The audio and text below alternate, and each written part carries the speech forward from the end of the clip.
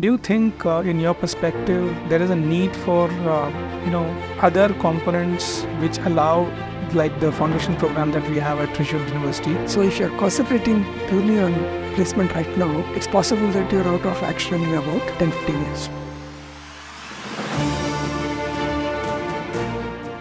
Namaskar everyone, my name is Aditya Trivedi. I'm the program director for the B.Tech program at Rishihood School of Technology. Today I have with me Dr. K. Gopinath. He did his PhD from Stanford University and was a professor of computer science at IISc in Bangalore. Very happy to that he is now associated with Rishihood University as a senior professor. Namaskar Dr. Gopinath ji.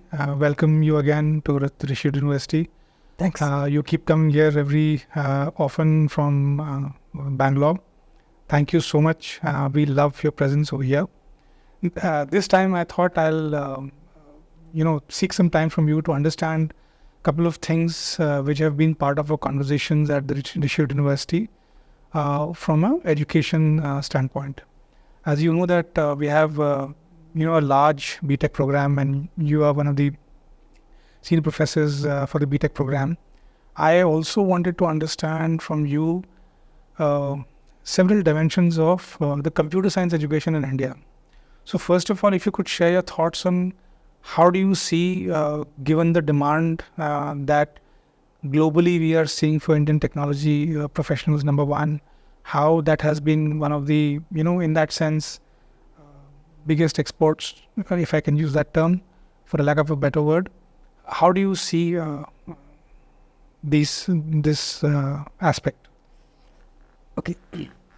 I think computer science education has occurred in large measure precisely because the prices of computation, etc. devices, they dropped quite significantly since the 1980s. So it became more accessible, more, democratized, you might say. So I think that was precisely one of the drivers.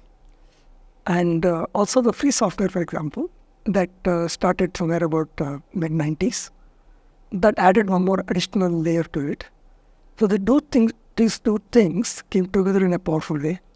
And so basically, in some sense, the skills part of it could be picked up like this. And then there was this engine of, commerce from outside the country, which was developing, right? That was giving impetus to it. I think going forward, what's going to happen, I suppose, is that newer technologies like AI are coming in the picture. And the real issue now is that we need to figure out how to reduce the cost of computation in here. Okay?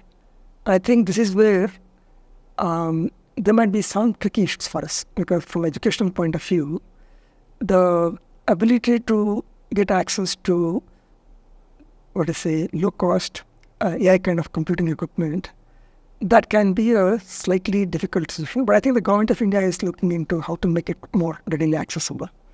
And so that, I think, is a critical component, I think, going forward. The interesting thing is that the AI kind of model, if I, what we have heard in the press, for example, is that it requires fairly well understood algorithms, but actually the data is the kingpin. How to actually look at data and how to curate it or how to make it useful is probably going to be the biggest issue. I think so. Basically, in some sense, our technologies in the future may not be that much into coding per se. They may slightly drift towards more about data management. And so I think our critical issue now could be moving in the direction a bit to understand what does it mean to collect data, how to keep it reasonably good, how to update it as time progresses, how to access it fast. And of course, there will be a lot of good technologies will be involved in all this. But I think the center of gravity with respect to what's critical is data management, I would think. Okay, got that. So what role do you see universities playing? Because on the one hand, you have institutions of national eminence like the IISc, where you've been kind of working and involved with very deeply. Then we have IITs and IITs, triple IITs, and so on and so forth. And then there is a whole host of other institutions who are into computer education, private universities, like Rishihood itself.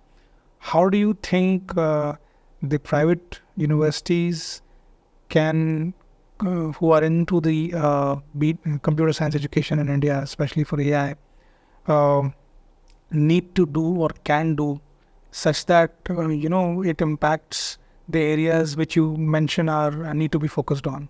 Yeah, I think the basic issue that's staring at us is the lack of good quality teachers at all levels. I think the IITs and IIScs and some of the newer triple IITs, I think they're doing quite well. But rest of them have a hard time attracting good faculty.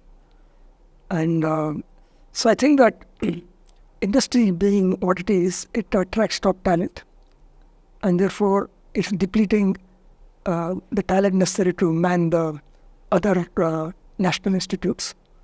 So I think the one way to do it is to find ways in which industry people, experienced and really well-grounded industry people, find a way to connect with the private universities to also contribute to teaching, etc.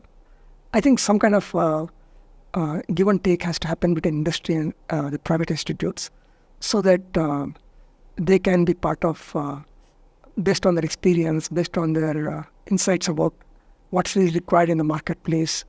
I think those kind of insights, plus a certain rigor of academic thing that is, for example, hallmark of some of the better institutes, how that could also be incorporated using not as many faculty, but a few top faculty. Probably that might be a way to go forward. Got that, sir. Thank you. We've also seen in the last 2.5 decades, I'm moving from the education and what needs to be done to one of the other important aspects which impact university education by and large. One is around placements. It's an important concern which the wards of the students who take admissions kind of have. In the last 3 decades, we've seen that the driver has shifted from education in the earlier times, maybe 3-4 decades ago, to highly placement focused learning in the campuses. So it's, on the one hand, it is important as far as skills are concerned. But can you share your thoughts on what are the effects of this placement driven focus on the real learning, and how it kind of unnecessarily loads and burdens students as well? And how do you see that this can be done differently if there are alternatives to this? Yeah. So what I see this placement focused focus, I think that people are taking internships at even earlier stages, and it's not very clear, because if it is not monitored properly, it's not clear how well they're spending the time. So it looks good on the resume that they have done internship here, X, Y, Z, etc. And that actually has some implications for placement possibly in some places. But I think long term it could be negative, because you're not really monitoring how the time is spent in internship.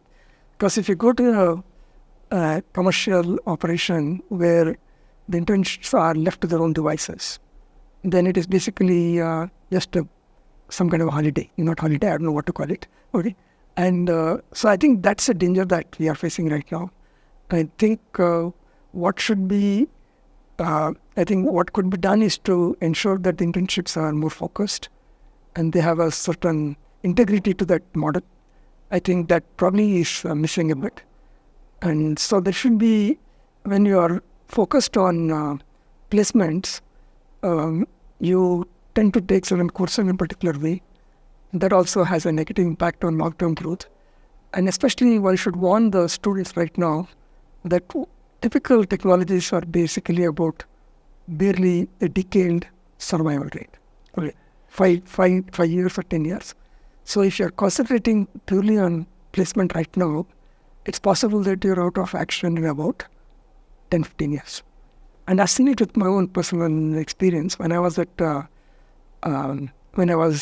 US, for example, as a graduate student, I used to teach some courses for professionals. And some professionals, they are extremely experienced people. But the change of technology is so rapid. I've seen people who are, I was barely 25 at that time when I used to teach. And I would see people in 15 years plus people attending my classes. And they were attending classes because they knew that technology was shifting for them. Okay? They could not figure out how to keep up with the newer things that are coming in. Okay? They were extremely experienced in the older technology, but did not transition to newer ones. Okay? And so I think that those people who have put in their effort to understand the basics and have a slightly longer term perspective, they will survive the game better than who are totally placement focused and learn what is just necessary for current placement. Got it. So which means that the focus has to come back again to learning in the university setup. There has to be some kind of an academic rigor is one part. Second is also the fact that take a longer term horizon into consideration when you are planning for, professional courses like the B.Tech program, computer science education, so on and so forth. That is one. That is the second part, right? I'll kind of, take another look at, shifting and probably would like you to also share your experiences on this. You've been at Stanford, right? And then you've done courses, as you said, for professionals in the US. And then you came here to India. You were with IISc. How do you think? So that's one part, right? Then we looked at the placement angle and students needing to take a longer term view of their lives and careers and all that and how it's impacts society. Do you think, in your perspective, there is a need for other components which allow, like the foundation program that we have at Rishihood University, also be part of the technology education such that it grounds them, also gives them an exposure in terms of, one is of course the country, second is how the global challenges are shaping up, how they need to understand complexity. Technology is, it's literally seeped into every aspect of our lives today, right?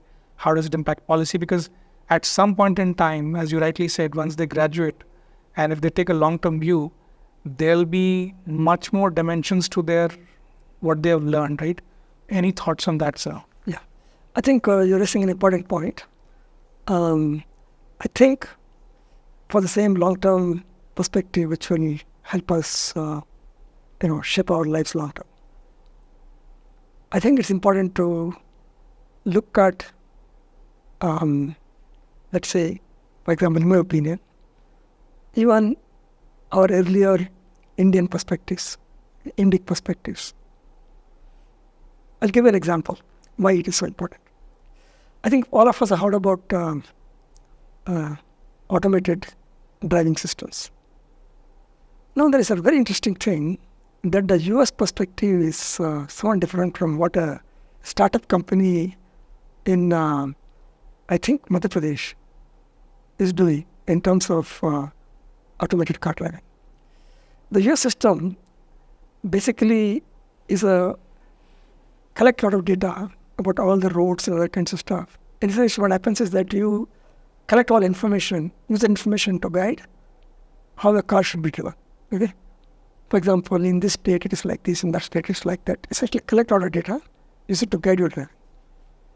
The Indian system that being designed, it's a company called Swayat Robotics. It is. Mm-hmm. Yes. And what they're doing is different because Indian roads are completely chaotic and difficult to manage. Navigate, yes. So they are actually thinking not so much in collecting data, but about using certain AI algorithms, something called reinforcement learning, to be able to, as situations develop, how to handle it better. So in some sense, the US approach, surprisingly, and when whatever you hear in the Google's, Waymo, this, it's closer to what I would call an open loop system. And what Indian system I would place closer to a closed loop system. Now, closed loop systems are always more robust, typically, than open loop systems. Because in open loop system, if something is lost, something is not there, it doesn't know how to correct itself. Whereas closed system can do it. Okay? Now, this actually comes back to a deeper fundamental issue about how we think about life. Is life sort of, let us say, rational?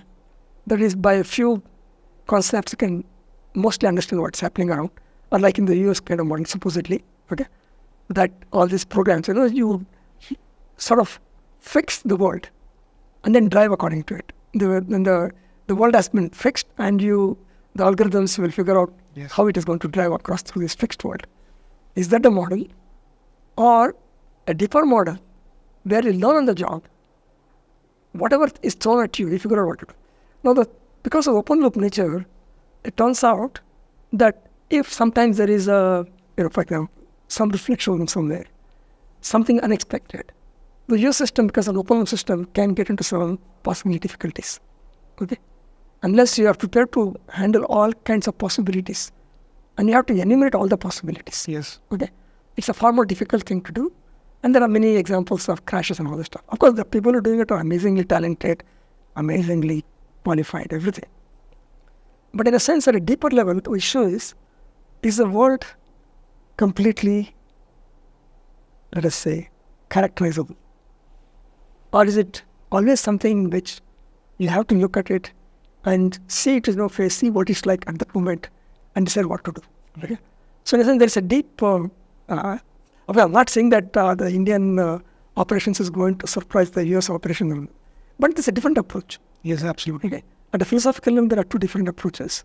So I think, in a sense, a good foundational program will give us some deeper insight into these kind of issues. And I would say that, for example, there are many extensive debates, okay? Because India had what is called the Vada tradition, the Buddhists on one hand, and let's say Hindus, or you might call it Navinaya, or whatever, various other groups of people. That extensive discussions about all these issues. Is the world continuous, or is it discrete? Okay, is it a deterministic world, or is it an indeterministic world? Yeah. And various kinds of things. For this whole abstract problems, abstract thing that is being discussed in not only in Indian context but outside world also. But this is a very interesting thing, because if you look at even, for example, the Vedantic idea, right? That there is there is some kind of Brahman which is there everywhere, right? Which is continuous of some kind. Okay, it is. And then the Buddhist model that everything is, particulate. Okay. Again, you can see the reflection of it in things like in physics, right? Quantum mechanics.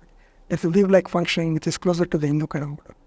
And there is this particulate kind of model which is closer to the, the quantum kind of, where there is the particle theory, right? Of light and things of that kind. Okay. So there are, these kind of ideas are also critical.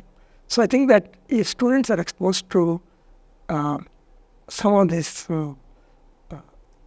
models, and this is there everywhere. For example, what is the, let us say, in India we have what's called Purusharthas. Okay. Is it Artha, Kama, is Dharma, is Moksha? What is it? For example, Western models don't typically emphasize the moksha part of it. Right. So instead of moksha, they are often closer to ethical systems. I think they argue for it. Most likely, it's an ethical system. Okay. And whether moksha is an important part of it or not, it is something. Indian system is somewhat different here. Okay. And so I think that students being exposed to that, there are some differences, deep differences. Right. Okay. I think that helps them to expand their mind. And I think that a good foundation program, I think, is certainly an important part to make them appreciate. And I'm not saying that the Indian method is right or Western method is right. If you see all of them, you make up your mind. Okay. It basically allows you to expand your thinking. Some things that have not been exposed, and you would beautifully kind of put it together, where how Indic systems of thinking can impact computing, possibly models which have not been explored. In the example that you gave about this gentleman, I think he's in Bhopal. Yeah. Swayat Robotics. Yeah. And the whole different approach.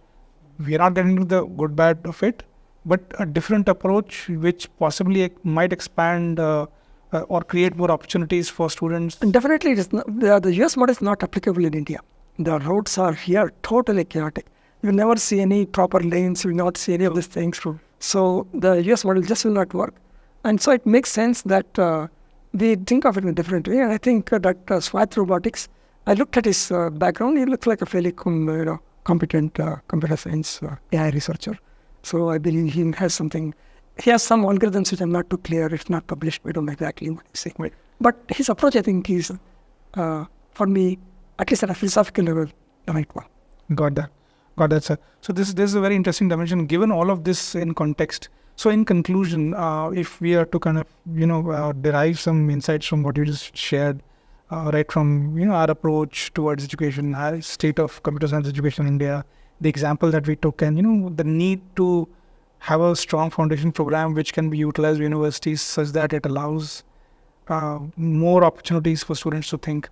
In conclusion, how do you foresee or how do you recommend, if I were to kind of use that, a model which students or universities or colleges in India can adopt to make the computer science learning, the education better?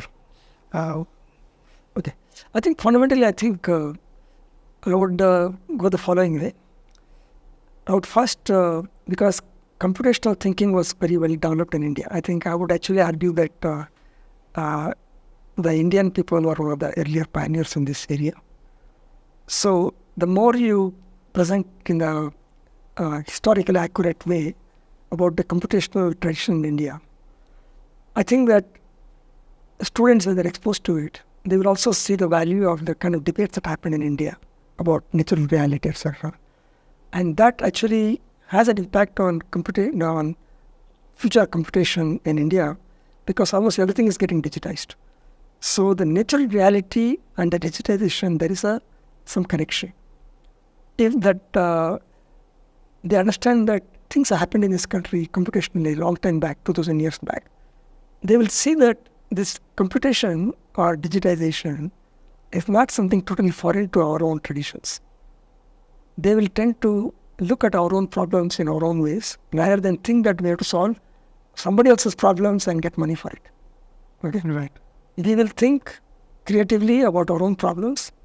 We were one of the earlier pioneers in computation. We have our own issues. We will solve it ourselves. And something like that is already happening. That India Stack is a good example of locally grown technologies, which they may not be absolutely the top of the line technologies, but they do a reasonable job at many of the things they do. There are problems, no question about it, but they are reasonably good, okay, in their own way. And so the question is that if you have a good perspective on this, historical and otherwise, then your involvement with the Indian nation longer term, in terms of how it develops, what kind of new things, what can be beneficial to large segments of populations, how we should go in the direction, how does digitization help, or where are the issues that create difficulties. They will tend to have solutions for themselves. I think the ability to have that Vada tradition as digital features emerge, ability to debate amongst ourselves, what is the right way to do things, okay? That there are many possibilities. It's not just one possibility that imported from the rest of the world. Mm-hmm. I think that perspective has to come, okay? I think if that way of thinking comes in, then I think a simple example is our election system, right? It was, let us say, a well-developed system, I think.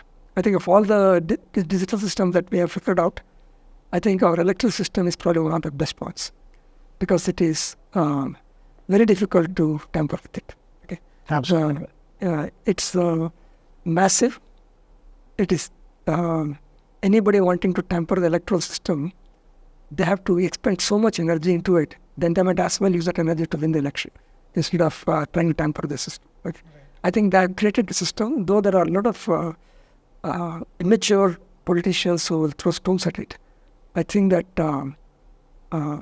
this is an example of a sensible technology, manpower intensive, definitely, but it is good at doing what it's supposed to do. Quickly count the votes and tell you what there is. Absolutely. I think these are the kind of things that I think if you are able to think independently out of the rest of the, for example, in the Western world, automated voting machines are considered extremely problematic because they are used to a totally automated system.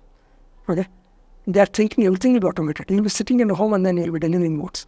Of course, when you do that kind of stuff, there is so many places where you can capture the system. Absolutely. But here is a completely rudimentary, simple system where you left the system as it was previously, but only automated the only one part of it. And that automated part of it actually helps you quite a bit. Okay, compared to the previous where booth rigging, all this was going on, right? It has eliminated all these problems. There are still problems, but not on the scale we used to be. Absolutely. So in some sense, if I kind of, if I reflect back on what you said, very interesting points that you share, that context before content is one of the thoughts that should drive how computer science education is kind of dealt. Second is not look at or blindly look at, completely automated systems. There might be commonsensical ways of addressing challenges at scale. Indian elections are one big example of that, right? And I think even otherwise in other challenging situations like COVID, the COVID app and the the India stack and the kind of technologies that is delivered is quite phenomenal in that, right? Most of these stories are not shared so often as prime examples of what technology can do, but I think that's very interesting and inspiring. And I think strong foundation program for computer science degrees or education, opens so many more dimensions, right? Yeah.